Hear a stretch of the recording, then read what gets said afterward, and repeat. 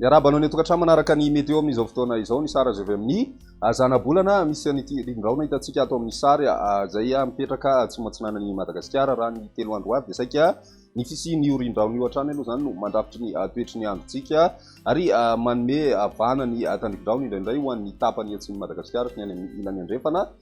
Hitantsika rehefa avy eo ny mombamomba izay fa ny tapany avaratra atsinanan'ny nosy kosa dia ny avaratra azy hatrany aloha ny saika hita taratra mandrafitry ny toetry ny andro amin'ny tapany avaratra atsinanan'i Madagasikara iny ary somary homafimafy kely zay any amin'ny andro ny alahady any ho any. Ny toetry ny androntsika roa ny rapiso vao maraina dia isy ny orana mimorontsiraka atsinanan'i Madagasikara iray manontolo izay miendrika tandrin-drahona zay ho an'ny faritra Nalanjorofo sy ny faritra atsinanana ary ny any amin'ny morontsiraka atsimo atsinanan'i Madagasikara. Mety ho betsabetsaka ny rotsakorana any amin'ny faritry Vatovavy sy Fifonany mandraona kosa ny andro ny ilany atsinanan'ny faritry Moromania Vakinakaratra ary ny any amin'ny faritry Matsihatra ambony torak'izay koa ny any amin'ny faritry Orombe.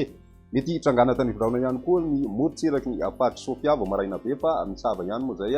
ny any amin'ny ilany andrefana kosa dia mibalika tanteraka ny masoandro raha ny toetry ny andro ho an'ny rapiso tolakandro dia mbola misy hatrany ny tandrin-drahona any amin'ny morontsiraka atsinanan'ny nosy iray manontolo iny. Mety hitrangana tandrin-drahona ihany koa ny faritry Vakinakaratra ny atan'ny faritry Melaky sy ny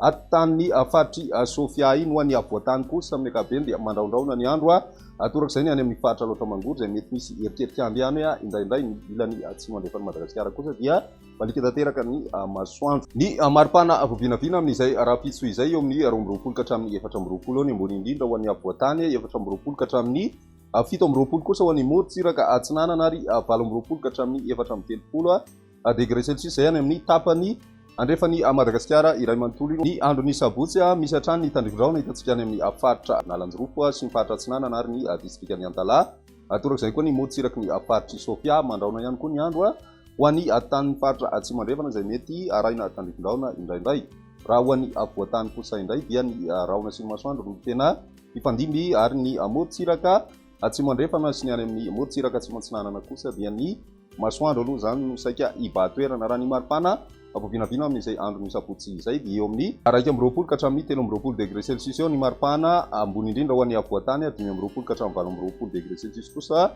ho an'ny morontsiraka atsinanana misy fiakarana kely zay ny any andrefana tsy miova mahatratra any amin'ny 430 degré celsius ny maripana ambony indrindra hitantsika any amin'ny